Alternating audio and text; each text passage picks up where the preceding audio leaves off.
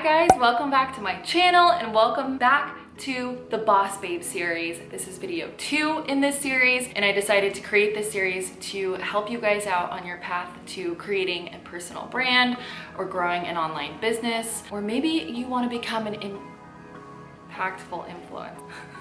This is my assistant. Sorry, one moment. We have a business call. Sit down. Okay, we're back. It wasn't important. Told her to hold my calls.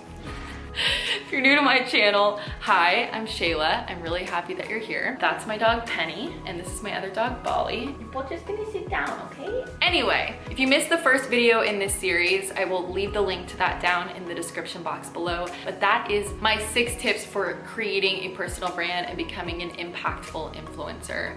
So definitely go and check that out. But today I had put a question box up on my Instagram to answer all of your questions about blogging, Instagram, social media marketing, all of the things, and I figured I would answer those today. And just to give you a heads up, I do have 2 more videos planned in this series. One is specifically growing on Instagram and questions that you had about Instagram in particular. And then the 4th video I have is gonna be all about landing brand deals and monetizing your social media platforms, making money online basically. So I'm pretty much just gonna go through and answer your questions. If there are any questions that are not answered in this video, feel free to leave me a comment below and I will include them in the next Boss Babe series video.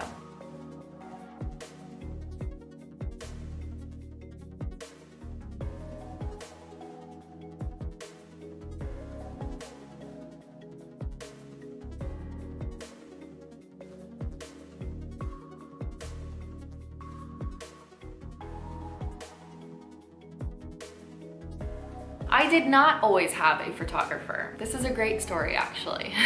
When I first started this, I was coming from an acting and music background and also some modeling. So I did have contacts with photographers, and I did have one photographer in particular that I would work with pretty frequently. And so I started out taking photos with him and also just having friends taking photos for me. I didn't really have a full-time person taking photos for me, but things took a turn because I didn't ever really feel that comfortable with that photographer. And what I mean by that is it can be kind of awkward, right? Having your photo taken and having your photo taken so much. And photos are really spectacular when you can really show your personality and really when you feel comfortable, right? You can tell when someone's uncomfortable in a photo. It's kind of uncomfortable to look at, but you can really let your personality shine and be your goofy, fun, funny, whatever it is, self. That's when photos come out, I think, really fantastic. And so I had already kind of started to feel a little awkward with this particular photographer that I was working with, and then he kind of started to cancel on me last minute or whatever it might be. And I think the final straw was like I was gonna be late to a shoot that I paid for the studio and I was paying him for. It was running, I think, 20 minutes late or something, and then he like gave me an issue about it and I ended up canceling the whole thing, and I was super upset. And I called my mom and I was like, oh my gosh, I don't know what I'm gonna do. I can't shoot with so-and-so now. And she was like, I can help you, don't worry. And so my mom came to the rescue for me. This was very early on, probably at the end of 2017. And so my mom actually was taking my photos for me for a really long time. My mother. I invested in a really nice camera, and she would drive up from Orange County once a week and take photos for me. So no, I didn't always have a professional photographer, and my mom took my photos for a really long time. And it started out with my mom where she was just gonna help me a couple of times, and then it became kind of a long-term thing over the span of, I almost wanna say like 9 to 12 months. And at some point she was like, I'm exhausted.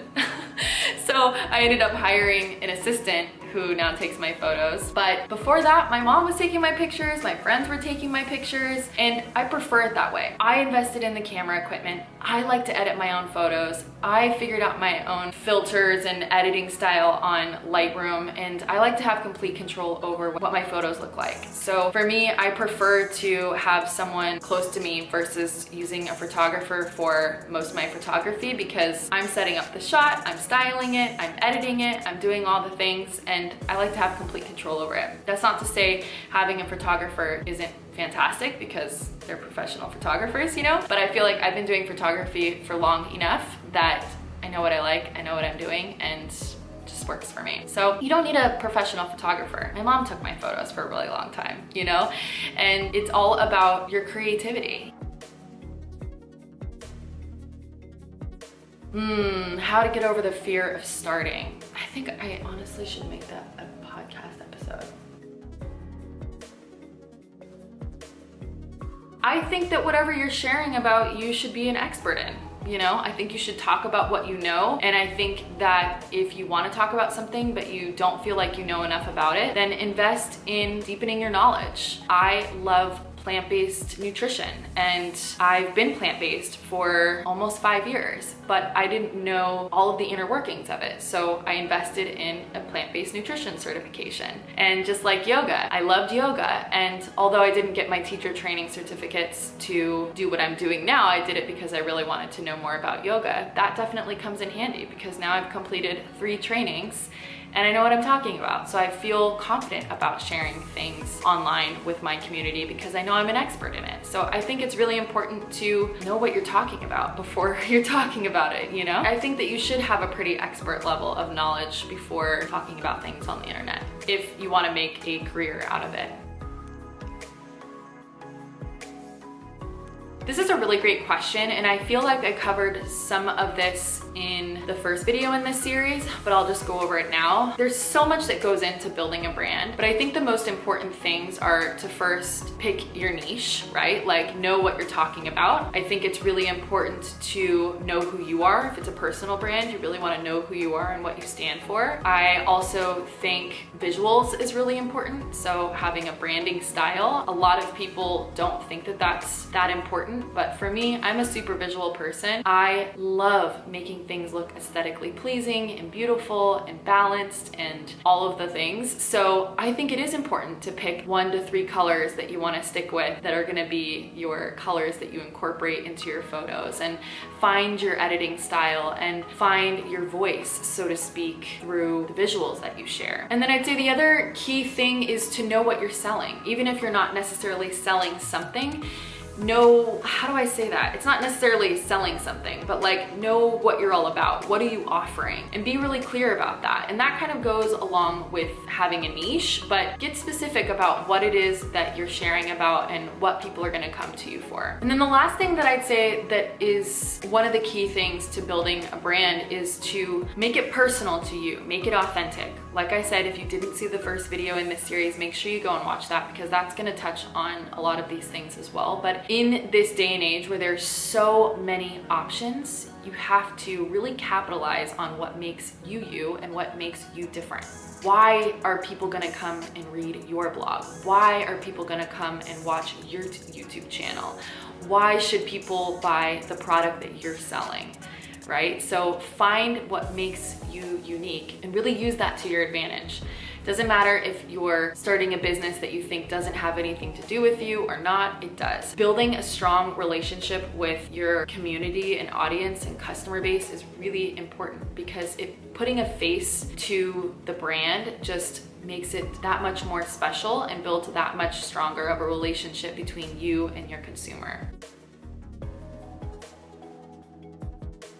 The best way to reach your target audience through, let's say, Instagram, for instance, is to stick to your topics, right? Continue to share and talk about the things that are within your niche that you've chosen. And doing that consistently over time, I think hashtags should definitely be used. If you're posting on a blog, make sure you look into SEO so that your blog posts and blog is gonna be searchable, and word of mouth. My mom literally will call me every day and she's like, oh, I got you a new blog follower. And I'm like, that's amazing. Cause she just will stop and talk to people and like, oh, you should check out my daughter's website or check out my daughter's Instagram.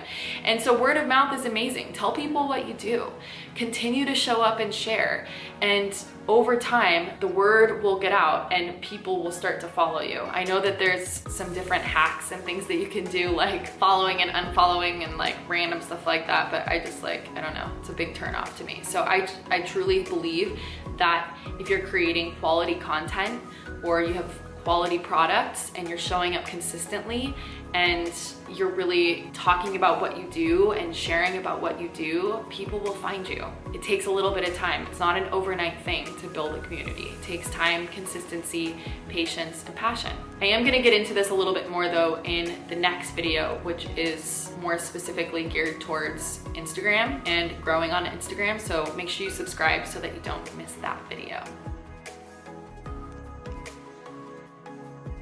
I would love to sit here and say that I create a content calendar for myself, and I do try sometimes. I think my life would be a lot easier if I had a content calendar, but I'm really in the vibe of just making a plan and then going with what I feel. I don't have a social media management team. I've never had a management team. I don't have a brand manager. I don't have an assistant that's handling any of my business affairs. I'm doing everything on my own, and I like it that way. So I really like to let this be an organic extension of myself and my life. So I do like to make a plan so that I have some sort of routine and some guidelines as to what I'll be doing each day. But I definitely also like to listen to my intuition and take it day by day. If something comes up in my own life and I want to create content that's relevant to that, then I'll pivot and do that. Somewhere in the middle of having a content calendar and also taking it day by day, because I definitely do let things flow organically, and that's just what feels good to me right now.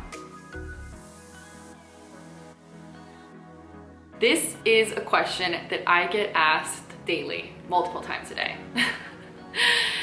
So, how I edit my Instagram photos. Maybe I'll make a whole YouTube video on this. Leave me a comment if you'd be interested. But basically, I edit my photos in Lightroom. I do not use somebody else's presets, and I do not sell my presets. Figured out my own editing style after literally months of nearly pulling my hair out. You can ask my friend Ariel. I remember the specific day that I was like, please help me. She's like, it just takes time, keep messing with it. I'm like, oh. I like tried to start using Lightroom and it was so overwhelming, and I stopped, and then I started again like 2 months later, then I stopped, and then I bought some presets from people and I didn't like them, and I was so frustrated, and I finally just sat down and applied myself to Lightroom, and I figured it out through trial and error. So my Namaste Shay logo, I actually had drawn it out and I gave it to the web designer that designed my first professional blog, if you will. And so she created it for me from the drawing that I gave to her. And my little all-seeing eye logo for the Yoga Inspired Life is one that I just made on Canva. I could probably outsource a lot more than I do currently, and it would make my life easier. But as far as what I do myself, let's put it this way. I've done everything myself. I've created every single thing aside from my blog design. I did hire a designer to help me do that. And I hired someone to help me shoot the content for my 12-week program. But other than that, I have done everything else. All the graphics, video editing, content for the program, the worksheets, my ebook, even my podcast, YouTube editing. Every time you see a video posted on my Instagram, I did the edits. So I pretty much do everything myself. Oh, and I did hire someone to help me do my YouTube intro and outro. And she also made some gifts for me too, which are super cute.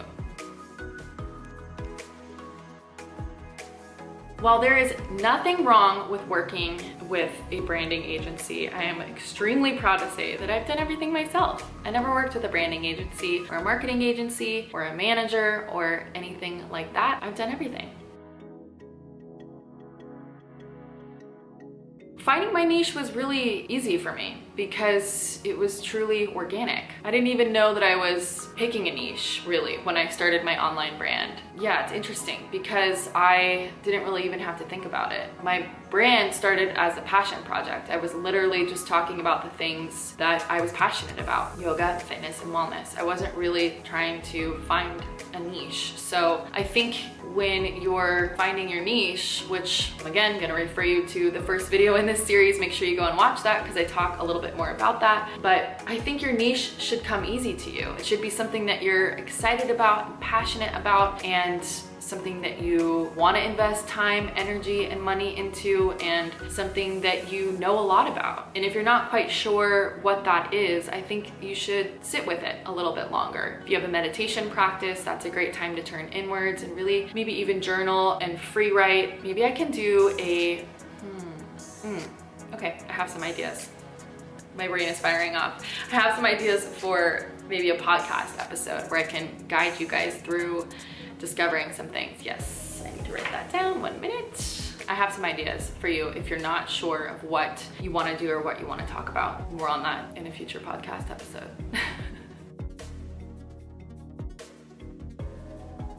I'm gonna talk about this more in the monetization video that I'm planning for you guys about how to make money on Instagram and YouTube and your blog and all of that stuff. But just to answer this question now, I'd say I got my first paying job from Instagram maybe 4 or 5 months after I started refocusing my Instagram and building my brand. It wasn't very much, but it was something. It was very exciting. And I took it full time 12 to 18 months after starting it. I say 12 to 18 months because I could have taken it full time at 12 months, but I held on to my day job for another 6 months because I was scared to death of taking the leap. But I'd like to say that the moment that I took the leap and went for it, so many more opportunities started flooding in because I just reaffirmed to the universe that I believed in what I was doing, and it was pretty incredible. But yeah, I'd say 12 to 18 months. I find inspiration for my content through my life. Really. I like to share things about my life and what I'm going through because I know that my struggles are not unique. We all collectively experience similar things and have similar needs. So I really take inspiration from what I need and what I'm going through, whether that's a yoga flow for a specific need, like if you're on your period or if you're tired in the morning, or a bedtime flow. And I like to make videos based on things that I'm interested in, like new recipes or routines, that kind of stuff. So for me, I never really have an issue finding inspiration for content because I really just share what I'm feeling and what I know. And the other thing I like to do as my community continues to grow and I get more feedback from my community, I like to listen to what people want and I ask. I definitely find a really sweet balance between sharing what feels good to me and also sharing what I think will feel good to other people. But more often than not, I really just share and create based on what feels good to me because I've created this community and brand and platform from a really authentic place. So I know that my audience is really similar to me. And in knowing that, I know that if I'm struggling with something, or if I want help with something, or if I'm seeking something, that they're probably seeking and needing help or wanting something similar. So that's the great thing about creating a brand and a community in an authentic way, because you don't really ever have to search too far for inspiration because you know that you are speaking to like-minded individuals who are into the same things you are. I don't think that you need a large online following to build a successful brand at all. I think it really doesn't matter about the size. It matters about the engagement and connection that you have with your community. You can have 1,000 followers on Instagram, or let's say like on my YouTube channel, some would say that I don't really have much of a community on here because it's only 3,000, and maybe some people have 1 million or 500,000 or whatever it might be. But I feel very proud of my YouTube community, and I feel like I have a super engaged community, and that to me is what makes it successful, not the amount of followers or subscribers or anything like that. In whatever online business that you have, if you have an email list of 100 people and they purchase, each time you come out with a product, they're purchasing that product, or on a monthly basis or whatever it might be, that's really successful, I think. I don't think that you need an expansive online following at all. I think it's all in the way that you leverage the community that you have and the connection that you have with your community and consumer base. So, this is a great question, and this is a question I get a lot. How do I put this? I feel like there's a lot of fear around money, and it's understandable. And I too had a very tumultuous relationship with money in the past. The biggest thing, now this video is not about money, but we can talk about money in another video if you're into that. But for the purposes of really answering your question here, money is just energy, okay? And energy is meant to move. So money is meant to move. And with that being said, just like energy and money and everything else in this world, it's cyclical. So you have to give money to get it back, right? If you hold on to it, you stop the flow and you're not letting anything out, but nothing's coming in either. So I think that it's really important to be willing to invest into your business. I talked about this in the first video of this series, but every single penny that I have made has gone back into my business. I can say that with confidence. I mean, I'm not a big shopper. I have gone on a couple of trips, but I created content on all of those trips, and I've not gone on a vacation where I just didn't do anything. So everything that I've made, I've invested back into my business, and that's how you keep the flow moving. And also though, my business is my passion and it's what I want to spend my money on, and it's what's fun to me. So with that being said, you can definitely get started without breaking the bank, but I think you have to start to look at money a little differently. Look at it as energy invested. If you haven't already, you've got to read the book, You Are a Badass at Making Money. Go out and get that book and read it immediately. It changed everything for me. I was always looking to, not where I could cut corners, but I was so worried about spending money, and it really held me back in a lot of ways because I was stopping the flow of money. So yes, there are ways that you can do things without breaking the bank, but I also think that if it's important to you and you're passionate about it and you believe in it, it's important to invest your time, energy, and money into it. I created my first blog by myself on Blogspot. This was like in 2014. This is a long time ago. And in 2016, when I was really ready to take this seriously and see what I could do with it, I invested in a web designer. And I actually believe that if you're willing to go like balls to the wall and risk it all, that's when the big rewards come. So I was in a situation already at the time where I needed to move because of personal reasons, but I also was like, I'm not gonna move into another apartment. I'm gonna save the money that I'm not spending on rent, and I'm gonna pay for a web designer. I was like, I'm willing to risk it all. I'm willing to live out of a suitcase so that I can pay for a web designer because I believe in this business that I'm creating. So I'm sharing that to give you a little inspiration for how dedicated I think that you need to be when building a business of any kind, but especially an online business and a personal brand. Now, I'm not saying to like don't eat and rack up credit cards and be irresponsible. There's a fine line between that, and when you read that book, you'll understand it a little bit better. But I do think you gotta invest in your business, you know? There's a lot of things that I've done myself, most everything I've done myself, but there's also been some really big investments that I made, like a web designer, buying a really expensive camera, an insanely expensive, a few expensive cameras and lights and equipment and a computer and important things that I need to really up-level my online presence and the content that I'm creating. But yes, there are ways where you can start building your brand without breaking the bank, like shooting with other people who need to shoot content as well. I used to do that all the time with my friends. We would shoot each other.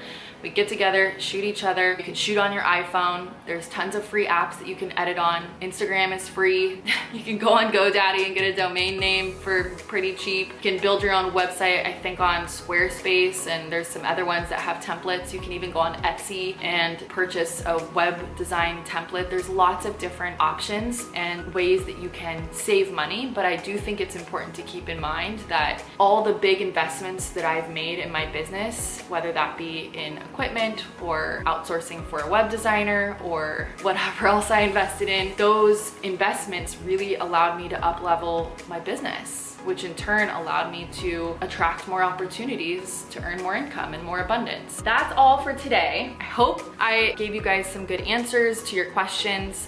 And if you have any other questions that weren't answered in this video or in the other video, which is linked below, make sure you leave a comment on this video and I will include it in an upcoming video in this series. Again, the next two videos that are coming in this Boss Babe series, tips for building and growing a community on Instagram, and then the next video after that will be all about monetizing your social media platforms, making money on Instagram, YouTube, and your blog. Make sure you're subscribed so you don't miss those. Thank you again for watching. I'm sending you all of my love, all of the good vibes, and I'll see you in my next video.